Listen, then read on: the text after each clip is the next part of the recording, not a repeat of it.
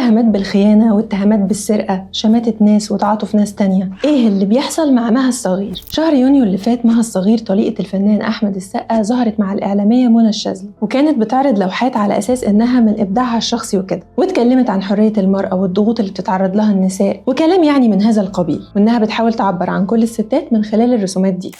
اللوحة دي اسمها ايه يا مها؟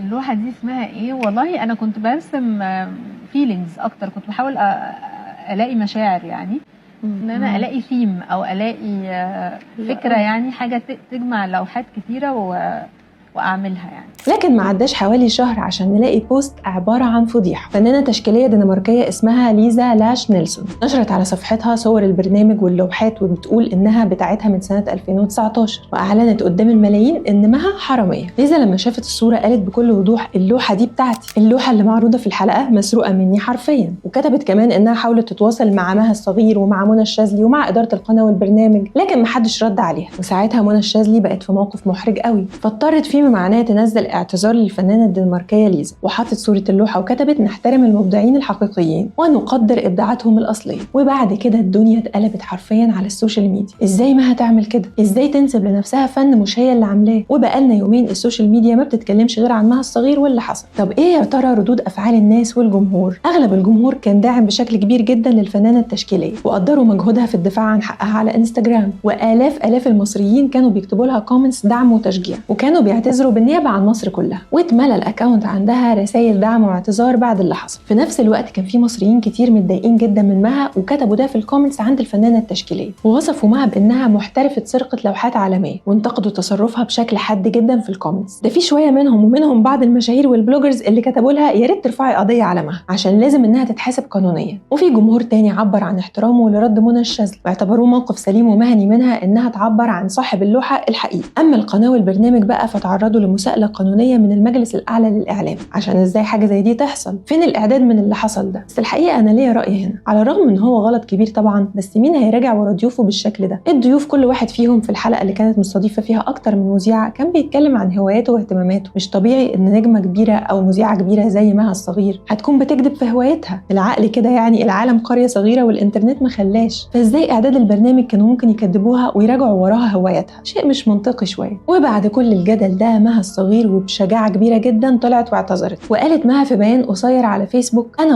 غلطت في حق الفنانة الدنماركية ليزا وفي حق كل الفنانين، وأهم حاجة إني غلطت في حق نفسي. مروري بظروف صعبة ما يبررش اللي حصل، لا هي قالت مروري بأصعب ظروف في حياتي، أنا أسفة وزعلانة من نفسي. الفكرة بقى يا جماعة إن الموضوع ما وقفش هنا، وإن في أكتر من لوحة اتعرضت في الحلقة، وباقي الفنانين هم كمان كتبوا إن دي لوحاتهم وإن هم كمان عاوزين اعتذار رسمي، وده خلى منى الشاذلي في الستوريز عندها تعتذر للناس دي هم كمان. وحوار مها الصغير ده فكرني باللي حصل من كام سنة مع غادة والي زوجة الفنان حسن أبو الروس، اللي ما اتفضحتش برضو غير لما طلعت مع منى الشاذلي، ودي بقى غلطتهم فعلا، المفروض كانوا يطلعوا مع إسعاد يونس يا جماعة. ففي سنة 2022 المصممة غادة والي اتعرضت لموقف مشابه زي ده، بعد ما فنان روسي عالمي أكد إنها سرقت تصميمات واستخدمتها في مترو كلية البنات في جامعة القاهرة. لوحات كانت معروضة على جدران المترو يعني قدام ملايين الركاب كل يوم، ومكتوب تحتها تصميم غادة والي، بس الحقيقة إن التصميمات دي طلعت بتاعة الفنان الروسي. بس غادة بقى كانت أذكى شوية من مها الصغير، غيرت كده بعض التصميمات، هي ما غيرتش كتير، يعني مثلا لو العصفورة بصة يمين هي خلتها بصة شمال وهكذا. بس طبعا اللوحات كانت بتاعة الرسام الروسي، ونشر بيان على صفحته وكان واضح جدا انه مصدوم، نفس التكوين نفس الشخصيات ونفس التفاصيل. وقال كمان ان مفيش اي حد تواصل معايا علشان ابيع حقوق اللوحات دي ولا اي جهة من مصر، انا فوجئت ان لوحاتي اتسرقت واتحطت في مكان عام وبدون اذن. والموضوع انتشر بسرعة البرق على السوشيال ميديا، وناس بدأت تطالب بتحقيق رسمي ومحاسبة غادة والي. وبعد الضجة دي كلها الهيئة القومية للأنفاق قالوا انهم ما يعرفوش اي حاجة عن موضوع السرقة، وانهم اتعاقدوا مع غادة والي باعتبارها مصممة أصلية للأعمال، وان هيبدأوا التحقيق معاها فورا. وبعد ايام قليلة من اكتشاف موضوع السرقة تم إزالة اللوحات دي من جدران المترو. ووقتها بقى رد غادة كان مختلف شوية عن رد مها الصغير، قالت انا ما كنتش اقصد السرقة، وان الأعمال دي كانت من ضمن مود بورد للاستلهام، وان حصل خلط في التنفيذ، وبعتذر لو حصل اي إساءة. بس ردها ده ما اقنعش ناس كتير، وقالوا ان السرقة دي ما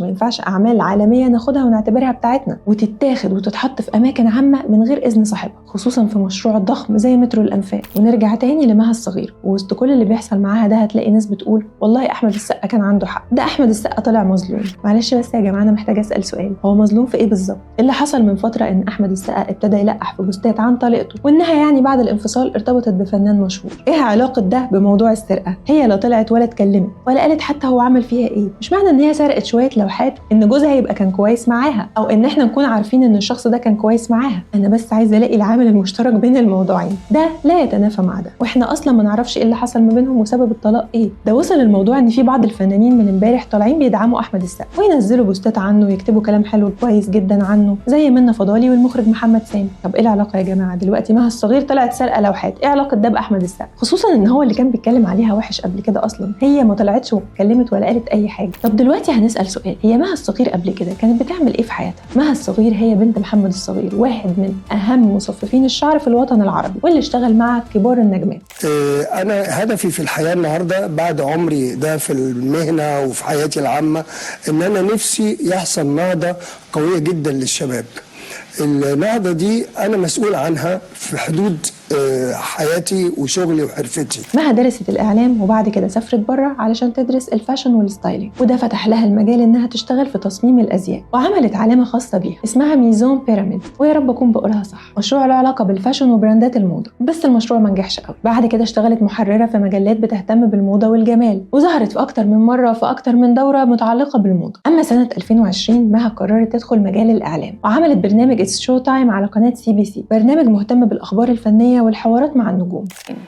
الست بتتعب فعلا لما الراجل اللي في حياتها يبقى مش حاسس بيها، مش مهتم، مش بيطبطب عليها، مش حاسس بوجعها، تفضل قاعده ساكته، مش بيقول لها مالك. على فكره كلمه مالك فيكي ايه او عامله ايه دي حنيه. اللي حصل بسبب موضوع السرقه ده خلى ناس كتير تقول ان مها عندها ازمه في الهويه بتاعتها. واحده من صغرها بيتقال عليها بنت محمد الصغير المشهور جدا، واول ما جت ترتبط في سن صغير ارتبطت باشهر نجم في الالفينات وقتها، فكان بيتقال عليها بنت محمد الصغير ومرات احمد السقا. كان عندها ازمه في تحديد هويتها هي نفسها، وعشان كده دخلت شويه مجال الاعلام وشويه مجال الموضه، واخر حاجه لما ظهرت مع منى الشاذلي قررت انها تعرف نفسها انها مصممه. بس الحقيقه يا جماعه كلنا عارفين ان مها الصغير غلطت وغلطه كبيره جدا، لكن خلاص مش هنجلدها، كلنا بنغلط وكلنا مستورين بستر ربنا. كون ان الستر ده ما اترفعش عن حد فينا ده مش معناه ان احنا نجلد فيها. وبصراحه هي بكل شجاعه قدرت انها تواجه المجتمع وتعتذر، وده ما ينفيش انها غلطانه طبعا. بس انتوا تفتكروا هل الاعتذار كفايه، ولا انتوا مع الاراء اللي بتقول ان لازم يكون في مساءله قانونيه؟ وقبل ما تجاوب خليني اقول لك ان حتى الرسامه قبلت اعتذارها وقالت انها مش هترفع قضيه.